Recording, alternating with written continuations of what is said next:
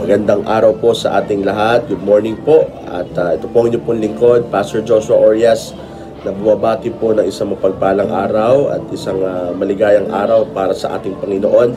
Happy Lord's Day po sa ating lahat. At ngayon po ay tayo po ay magkakaroon po ng short devotion para po sa ating kalakasang spiritual at sa ating pagkaing spiritual. Buksan po natin ang ating mga Biblia sa Hebrews chapter 6 verse 9 and 10. Hebrews chapter 6 verse 9 and 10. Manalangin muna po tayo. Dakilang Diyos, amang banal, ang Diyos ni Abraham, Isaac at Jacob, kayo po ay nagpapasalamat sa panibagong pagkakataon na kami ay tinipon nyo para po magkaroon ng pagsasama-sama, magkaroon ng pagpapala na nagmumula sa inyo. Kayo na pong gumawa at kumilos at kayo na po patuloy na mag-bless sa inyo pong mga salita at sa lahat ng aming mga gagawin ngayong araw na ito, kayo patuloy na mapurihan. Ito ang aming panalangin sa pangalan ng Panginoon Jesucristo. Amen. Hebrews chapter 6 verse 9 and 10. But beloved, we are persuaded better things of you and things that accompany salvation, and though we thus speak. For God is not unrighteous to forget your work and labor of love that you have showed toward His name, in that you have ministered to the saints and do minister. Pagpalain po pagkabasa ng salita ng Diyos. Dito po ang sabi ng talata, better things of you and that accompany salvation. Mula nung tayo nakakilala sa Panginoon, mula nung tayo nagkaroon ng tunay na kaligtasan, ay isa pong magandang bagay na dapat po nating maisip at malaman na lahat po ng yan ay binigay ng Panginoon at ito po ay para sa ikabubuti ng ating spiritual. Sabi ng Bible, better things of you. Aren't you glad the moment you have the relationship with Christ that your life become better and better? Your life become more abundantly blessed by the Lord since the day that you started your walk in your Christian life. Yes, sometimes our life are tough. Sometimes life is full of challenges and trials and problems and all of this, but God allowed this to happen that we may be strengthened in our faith, and always remember that faith that cannot be tested, it will never be trusted. And the Bible says that better things of you and the things that accompany salvation. From the time you were a believer until now, just look at the things that God has given you, God has developed on you, mga inayos sa atin ng Panginoon, mga ibinigay sa atin ng Panginoon, mga inalis ng Panginoon, mga bagay na ginawa ng Panginoon para tayo ay maging kagamit-gamit sa kanyang gawain. At dahil dyan, sabi ng salita ng Diyos, for God is not unrighteous to forget your work and labor of love that which you have showed toward His name.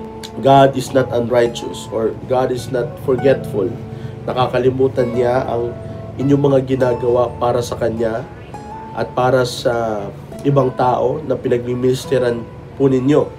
At katulad po yan ng sinabi ng Panginoon sa Isaiah 49 verse 15, can a woman forget her suckling child, that he should not compassion on the son of her womb? Yea, they may forget, yet will I not forget thee. Sa mga taong nagmamahal sa gawain ng Panginoon, ito pong tatandaan nyo, ang Diyos ay hindi pong makakalimot sa inyo. Masabi po ng Bible, for God is not unrighteous to forget your works, mga gawa, at hindi lang ba sa mga gawa, yung mga labor of love. Yung labor, ibig sabihin po yan, ito po yung mga bagay na ginagawa natin na nakaka-drain. Especially sa mga church staff, sa mga nasa likuran ng mga pastor. You're doing a good job. You are really giving an effort for the Lord, and just think of the things that really gets your strength. At dapat yung strength na yan ay paglilingkod sa Panginoon, and lahat ng yan, mga kapatid, ang sabi ng Bible, God will not forget this. God will always remember this, mga kapatid, especially pag ginawa mo para sa kanyang pangalan. Kaya nga dapat sa lahat ng ginagawa natin ay para lamang sa kanyang pangalan. God is not unrighteous to forget your works and labor of love that you showed toward His name, in that you have ministered to the saints and do minister. That you ministered to the saints. So, hindi lang kayo naglilingkod para sa ibang tao, gayon din naman sa mga kapwa mananampalataya na ginagawa nyo po ng kabutihan. At kasama po kami dyan, ang aming pamilya, ang aming simbahan ay nakakaranas at nakakatanggap ng pagpapala galing sa inyong pong pagpapagal. Ang sabi ng salita ng Diyos, God will not forget you and your labor of love that you are doing for His name. And as you minister to the saints and you are doing every time, every day for the work of the Lord, God will never forget that. And it will be our encouragement that we must continue on, just keep on keeping on by the grace of God. Because God has intended better things to us, started when we accepted Him as our Lord and personal our Savior. Kaya mga kapatid, ay patuloy tayong gamitin ng Panginoon sa kanyang ministry.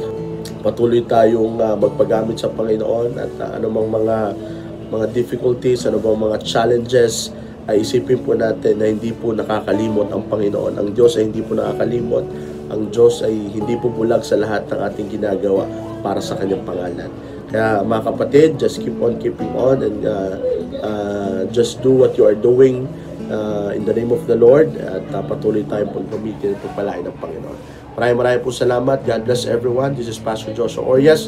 Namabati ng Happy Sunday, Happy Lord's Day, at ingat po kayo.